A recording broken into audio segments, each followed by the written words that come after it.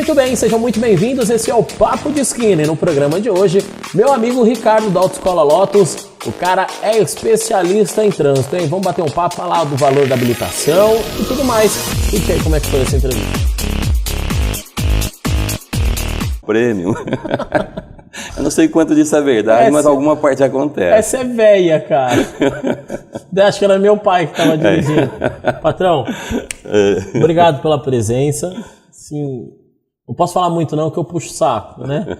Mas você é um cara que me apoia desde o começo em tudo que eu faço, desde a época de rádio, tudo, busão open bar da vida, né? Já viajamos bastante. Foi legal mesmo. E para mim é um prazer enorme, de verdade, assim, sem demagogia, como diria meu pai, ter você aqui, a gente já fez com a Bia, e fazer com você agora é um prazer.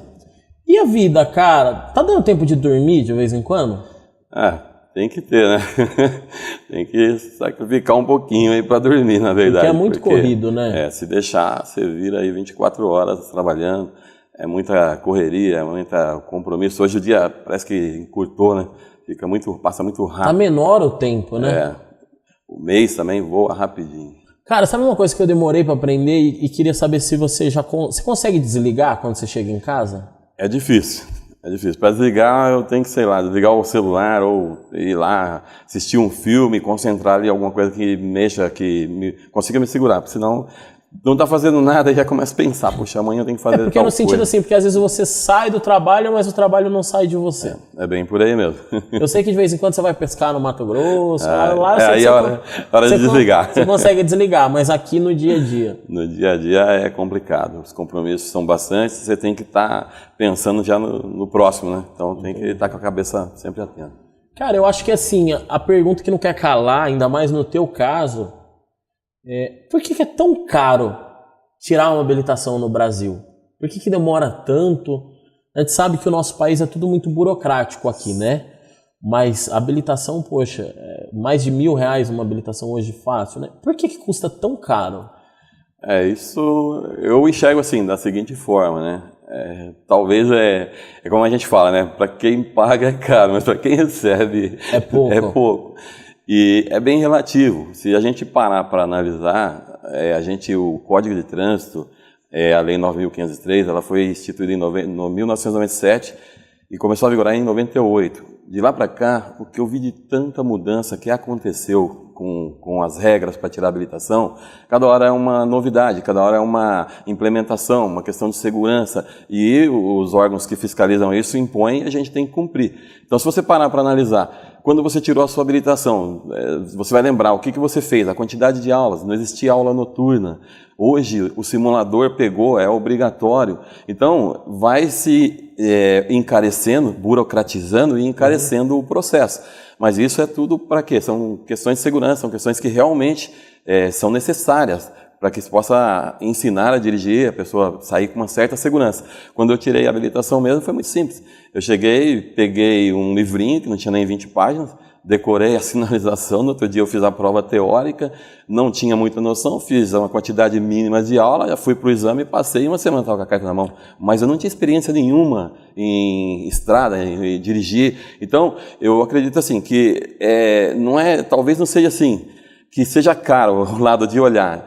Infelizmente, eu tenho que falar que o cidadão hoje ele é mal remunerado. No país nosso, o custo de uma habilitação hoje, ele deveria ser até mais do que a gente cobra. Porém, não é possível. Então, a forma que acontece torna-se assim, fica difícil.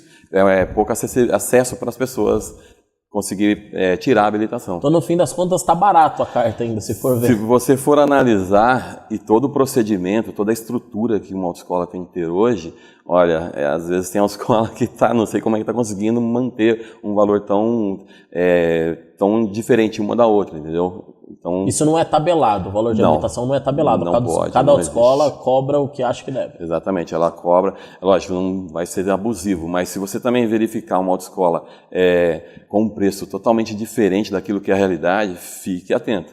Porque a autoescola tem assim, muitas coisas que acontecem, às vezes algumas pessoas infelizmente, partem para o cidadão brasileiro, é comum isso, né? Lei de Gerson. querer levar vantagem e às vezes não cumprir as determinações. Brasileiro sendo brasileiro. Ele vai querer passar, burlar alguma coisa e aí parte para o lado errado.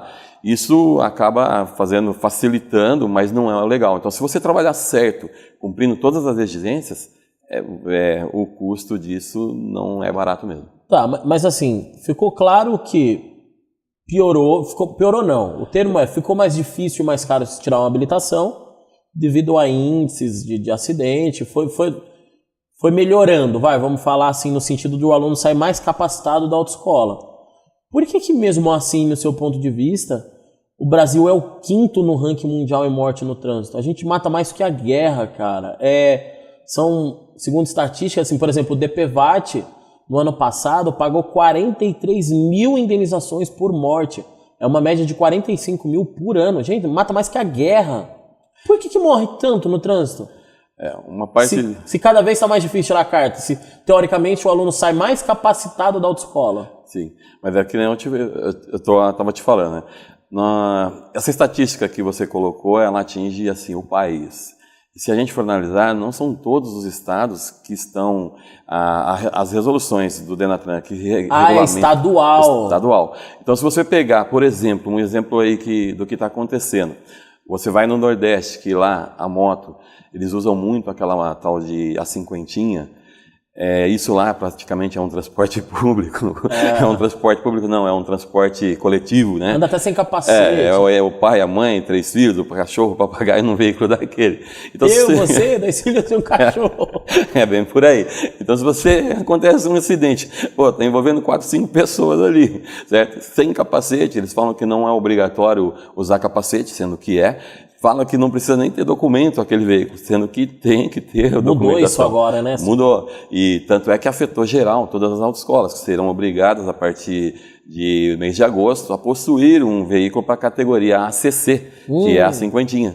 Entendeu? Então é uma carta específica, aí você vê que vem tentando assim, se regulamentar isso. Vem cercando. E cada vez a intenção é boa. Eu enxergo assim com os organismos de controle e fiscalização, o Departamento Nacional de Trânsito, os órgãos superiores, eles têm tentado amenizar esses acidentes. Tudo que eles têm feito, eu acredito que seja para normas de segurança, para melhoria na segurança no trânsito, diminuir esses índices que o país leva aí, esse ranking que a gente ocupa, que a gente não gosta de estar nessa posição de acidentes aí. Entendi.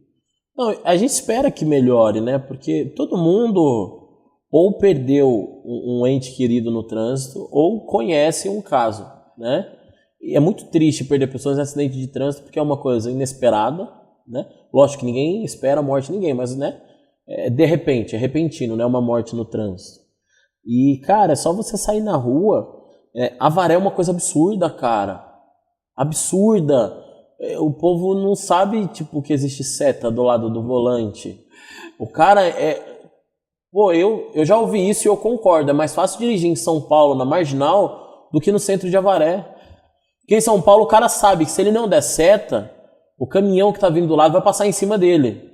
Aqui não, o cara entra na frente e não tá nem aí. O que é? Cidade do interior, o cara acha que é mais... Eu acredito que sim. O risco que ele vai correr numa cidade grande, uma quantidade de veículos, vai fazer com que ele perceba que ele está assim, a cabeça dele está pondo a cabeça dele mais a prêmio, está se arriscando mais. Como a cidade interior é mais devagar, o trânsito é menor, então talvez isso seja uma forma que eles falam assim, não vai ter perigo e acaba se arriscando. E acaba acontecendo quando ele menos espera, acontece o inesperado, né? Nós já tivemos aí acidentes com vítimas fatais dentro de Avaré. Na Paulo Novaes, aqui o rapaz da moto, uma vez, vários casos. Não é assim, né? O que implica também, Odu, é o seguinte, que hoje a gente tem que levar muito a sério também as entidades que se dispõem a formar o condutor. Para você ter uma ideia do complexo que você disse, né? Por que é caro tirar uma habilitação?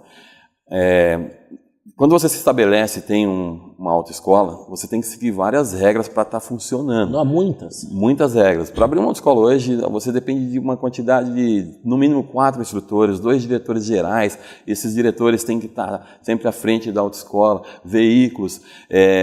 Constantemente a gente é incentivado a fazer uma atualização com os profissionais do trânsito, com os instrutores de trânsito que estão ali na frente, que dão aula prática e a teórica. Recentemente, o Detran editou uma portaria que incentiva a fazer uma atualização para as categorias de moto. E uma parceria foi feita pelo Detran com a Honda, e os instrutores nossos das autoescolas aqui de Avaré, de Paranapanema, de Arandu, a gente montou um procedimento para ir para Indaiatuba, num centro de treinamento da Honda. Sim. Nós fizemos lá um curso o dia inteiro, chegamos lá 8 da manhã e saímos às 6 da tarde. Isso foi aula prática e aula teórica. A gente achava que sabia dirigir moto, mas depois da postura que o professor mostra, o posicionamento, o que acontece, testes de frenagem, você vir com uma moto tipo a 60 por hora e frear do jeito que ele falou, desviar de cones, pilotar com uma mão só, em cima da pedaleira só. Então você vai vendo que é diferente. E às vezes numa curva, uma beliscada num freio dianteiro, você causa um baita de um acidente. Então a autoescola disponibilizou um dia inteiro, tivemos paradas as atividades dos instrutores e se encaminhar para lá e fizemos curso, o que foi muito produtivo. Então os profissionais que estão atuando nesse segmento também têm que estar dispostos a estar buscando conhecimento, procurando. As leis mudam constantemente, isso que é o problema. Quase todo dia, né? Tem muita coisa nova o tempo inteiro. E vem bastante mudança aí para 2016. Vem bastante alteração, o uso do simulador foi muito criticado. Nós somos uma das primeiras autoescolas aqui, foi a primeira, já há 2 anos trabalhando com esse simulador. No começo foi uma relutância grande. Não vai prestar, isso é um videogame. Até um menino chegou lá e falou, viu, eu sou campeão no Mario Kart 3, eu dou até cavalo de pau nesse simulador.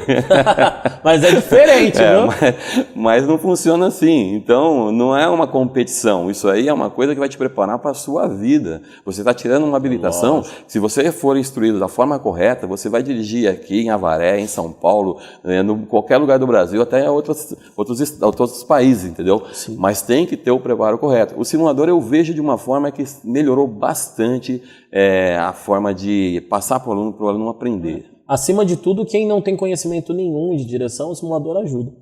Patrão, a lei seca, ela teve várias mudanças.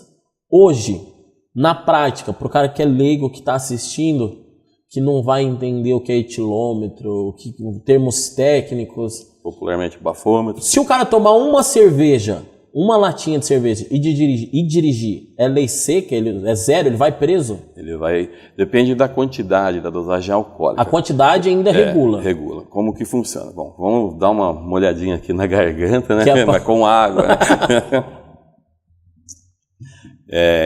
Existe até, foi legal se tocar nesse assunto, porque existe assim, antes da lei seca e depois da lei seca. Antes de existir ela, a gente tinha esse hábito errado, a gente às vezes fazia coisas que era irregular e não prestava atenção na proporção da coisa. Eu sou a favor da lei seca, eu acredito que ela veio para regulamentar... Para salvar vidas. Para salvar vidas, exatamente. Então, não adianta, se você beber, não dirija. Por quê? Quando você é abordado numa fiscalização, você é convidado. Primeiro, o fiscalizador, o agente de trânsito, ele vai perguntar se você ingeriu algum tipo de bebida alcoólica. Aí, se você pode falar que não, mas ele vai te convidar a fazer o teste com o bafômetro, com o etilômetro. Sim. Aí cai naquela outra questão, né? Ninguém é obrigado a produzir provas contra si mesmo. Mas, se você não bebeu, por que você... Mas ele faz a recusa, né? Você recusa a assoprar. Mas se você não bebeu, por que você não assopra? Então, quer dizer, você já deixou uma margem que tem alguma coisa irregular. Antes, não podia punir. A pessoa não assoprava e não havia um mecanismo para o policial lavrar uma autuação. Hoje não. Foi modificado a lei e saiu a regulamentação disso. Então, existe o artigo 277 do Código de Trânsito que o policial vai multar pela recusa ao teste. o efeito é o mesmo. Ele vai te dar uma punição de 12 meses de suspensão. A multa, ela era 1.900 e alguma coisinha, ela vai subir, ela vai para quase R$3.000 a partir de um certo período que já foi especificado agora a mudança, e vai dar um processo administrativo. Agora, dependendo da dosagem alcoólica que apresente, acima de 0,34, aí já vai ser feito, você vai ser conduzido ao distrito de polícia, vai ser feito o boletim de ocorrência, você vai responder judicialmente por isso, entendeu? Então implica em mais coisas. Por isso que e a gente sabe que se realmente a pessoa bebe, muda, modifica as suas condições, ela perde o reflexo. Resumindo, bebeu, não dirija. Não dirige que dá pau. Agora se for dirigir, é o contrário, se for dirigir, não beba. Agora, se for beber, uma festinha, chama nós que a gente vai, a gente gosta aí da ceva, mas do jeito correto. Aí a gente depois chama o Uber para vir embora, o táxi, ou pega uma carona. Obrigado demais, de coração, e conta pra gente. Eu agradeço, um prazer estar aqui. Também tamo junto, conforme a moçada tá falando aí, né? Tamo junto.